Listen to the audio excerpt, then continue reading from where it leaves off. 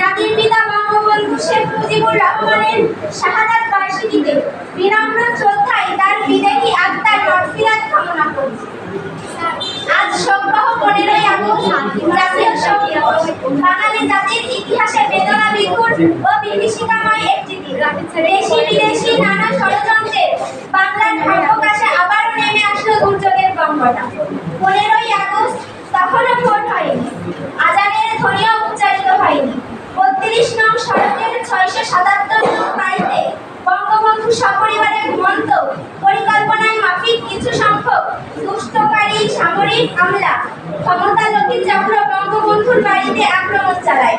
ঘাতকের দল ট্যাঙ্ক, কামান, মেশিনগান সহ অত্যাধুনিক ক্ষেপণাস্ত্র নিয়ে একযোগে তার বাসভবন লক্ষ্য করে বৃষ্টির মতো গুলি ছুটতে থাকে।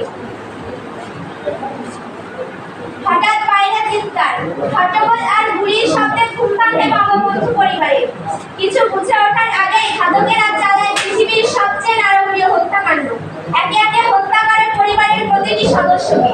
নিষ্পাপ শিশু রাসেলও রেহাই পায়নি। একজন ঘাতক রাসেলকে উপরতলা থেকে নিচে নিয়ে আসে। ভয়ে কাতর হয়ে পড়ে 8 বছরের শিশু রাসেল। মায়ের কাছে যাওয়ার জন্য কাঁদতে শুরু করে, কিন্তু ঘাতকের কাছে এই ছোট্ট শিশুর আকুতিতেও পাষাণ বলেনি, বরং উপরে নিয়ে গুলি করে নির্মমভাবে হত্যা করে।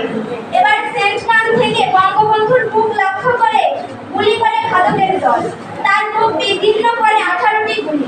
হত্যা করা হয় বঙ্গবন্ধুর সহধর্মিণী বেগম ফজিলাতুন নেসা মুজিব, পুত্র শেখ কামাল, শেখ জামাল, পুত্রবধূ সুলতানা কামাল, নেজি জামাল, বঙ্গবন্ধুর সহোদর শেখ নাসের, কৃষক নেতা আব্দুর রব, গ্রুপ নেতা শেখ ফজলুল হক মনি ও তার অত্যসত্ত্ব স্ত্রী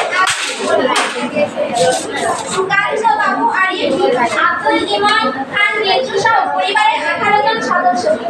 বঙ্গবন্ধু শেখ মুজিবুর রহমানের পরিবারের সদস্য ও আত্মীয় স্বজন ছাড়াও সেই বিভীষিকাময় রাতে নিহত হন আরো 8 জন।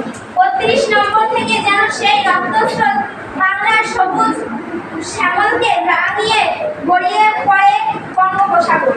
আবহমান বাংলার সমস্ত ঐতিহাসকে পদদলিত করে এসব কুলাঙ্গার বাঙালির নামে এঁকে দেয় কলঙ্ক তিলক। আর এর সুযোগের সদ্ব্যবহার করে পরাজিত শক্তি, স্বাধীনতা বিরোধী প্রিয় সুধীবৃন্দ, ঘাতকেরা বঙ্গবন্ধুকে সপরিবারে হত্যার মধ্য দিয়ে সোনার বাংলা গড়ার স্বপ্ন সাধকে ধূলিসাৎ করতে চেয়েছে। কিন্তু বঙ্গবন্ধুকে মুছে ফেলা যায় না, তার অবদান জাতি কখনোই ভুলতে পারে না। বাঙালি জাতির সমস্ত সত্য জুড়ে বঙ্গবন্ধুর উপস্থিতি। বঙ্গবন্ধু শুধু ব্যক্তি নন, বঙ্গবন্ধু এক অনুপ্রেরণার নাম। তিনি স্বাধীন বাংলার স্থপতি, জাতির পিতা। আমাদের ভাবনা অনুভাবনায় প্রতিনিয়ত তার উপস্থিতিতেই যেন বিশ্বকবি রবীন্দ্রনাথ ঠাকুরের সেই বিখ্যাত চরণটির কথা স্মরণ করে দেয়। নয়ন সুখ্যাত তুমি নাই, নয়নের মাঝখানে নিয়েছে যে ঠাই।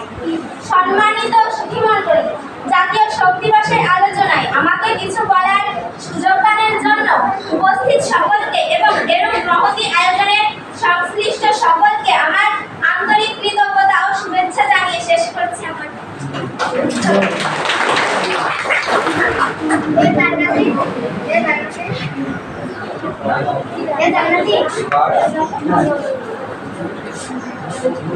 পর্যায়ে